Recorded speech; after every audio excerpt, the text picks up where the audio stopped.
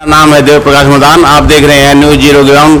और इस वक्त हम हैं जोंती में हमारे साथ है अखिल भारतीय भूमिहीन संघर्ष समिति के वरिष्ठ उपाध्यक्ष रणधीर जी। इनसे करते हैं थोड़ी सी वार्तालाप। नमस्कार। नमस्कार। अच्छा अंकल जी, आप मतलब कानून के जानकार हैं, हम जानना चाह रहे हैं, ये इसलिए आए थे आपके पास कि ये जो 74 की ज़मीन है इसमें बहुत से लोग तो मालिक बन गए, बहुत से आज भी रह रहे हैं। जैसे अपना नसीरपुर का मामला है, एक नर्सरी दिल्ली गवर्नमेंट ने तोड़ दी है और वो कह रही है नाजायज है ये। तो ये लोग मतलब जो रह रहे हैं ये मतलब कानूनी तौर पे मालिक क्यों नहीं बन पा रहे हैं, आप बता सकते हैं? भाई इसका एक ही बात है, दिल्ली लैंड रिफॉर्म्स जो है वो DRX के अंदर आती है। गवर्नमेंट जो है DRX को मानती नहीं। अब क्या है कि DRX जो है आपके संविधान में 9वीं सूची में आता है और ये आर्टिकल 31 से इसको प्रोटेक्शन भी मिला हुआ है। जब तक आर्टिकल 32 को अमेंडमेंट नहीं कर सकते, पार्लियामेंट अमेंडमेंट करेगी तभी गवर्नमेंट उसमें कुछ कर सकती है। अब सेंट्रल गवर्नमेंट भी इसमें कुछ नहीं कर सकती जबकि आर्टिकल 32 अमेंडमेंट नहीं हो जाता। दूसरी बात ये है,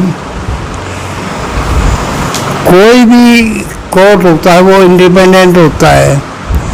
अब इन्होंने 2012 में कैबिनेट नोट बनाया, दिल्ली गवर्नमेंट ने कैबिनेट नोट बनाया। तो कैबिनेट नोट में जो है कोर्ट की कार्रवाई में दखल देने के लिए बनाया। जब जमीन दिल्ली गवर्नमेंट के अंदर नहीं है तो वो कैबिनेट नोट क्यों है? वो तो अनकॉन्स्टिट्यूशन हो गया। अच्छा मैं आपको एक बार यहाँ रोकना चाहूँगा। गवर्नमेंट मतलब दिल्ली गवर्नमेंट के अंडर में नहीं है ये ज़मीन, लेकिन ये तो अभी जो है खेतों में बोर्ड लगा रहे हैं ये दिल्ली सरकार की ज़मीन है। भाई देखो, मैंने पहले बताया, जब तक संविधान में संशोधन नहीं होता आर्टिकल 32 से ज़मीन को वापस फ्री नहीं कर लेती तो गवर्नमेंट उसमें कुछ नहीं कर सकती। जो संविधान का प्रोटेक्शन में क्या मतलब होता है, वो यही होता है कि जिसके नाम ज़मीन है, ये गांव सभा के नाम होती है तो गांव सभा भी DRX को मना नहीं कर सकती।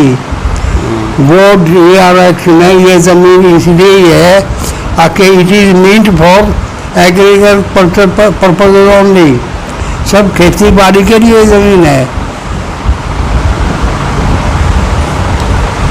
जैसे कि ये नर्सरी जो तोड़ी गई नसीरपुर में और वहाँ का जो विधायक है विनय मिश्रा, वो ये कह रहा है कि ये नाजायज कब्जा कर रहे हैं।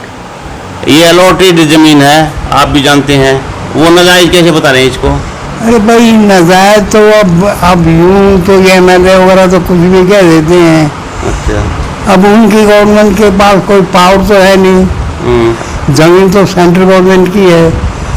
तो अभी तक तो सेंट्रल गवर्नमेंट की तरफ से जब तक DRX नहीं हटेगा तो उनके पास तो आएगी नहीं, वो ऐसे ही ज़बरदस्ती कब्जा करें तो करें।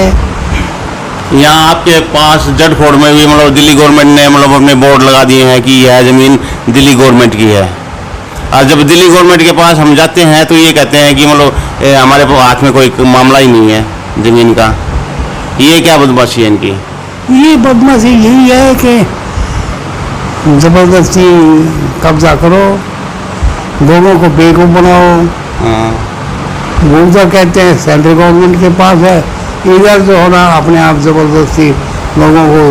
जब 60% लोग मालिक बन चुके हैं तो नहीं, 40% लोगों को मालिक बना दिया है तो 60% लोग किस कानून के तहत मालिक नहीं है?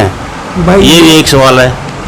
ये तो जो है ना, लोग हाई कोर्ट के पास जाए, हाई कोर्ट पूछेगा कि सब एक ही श्रेणी में थे तो आधे तो भूमि तो हो गए, आधे फिर जो उनको भूमिधर अच्छा एक बात और बताऊंगा मैं अंकल जी, उनको भूमिधर नहीं बनाया, तो आपने जो है ना इक्वलिटी बिफोर लॉ, कानून को कैसे कानून का कैसे उल्लंघन किया। इक्वलिटी बिफोर लॉ का मतलब यह है कि एक केस को बराबर हैंडल करेंगे।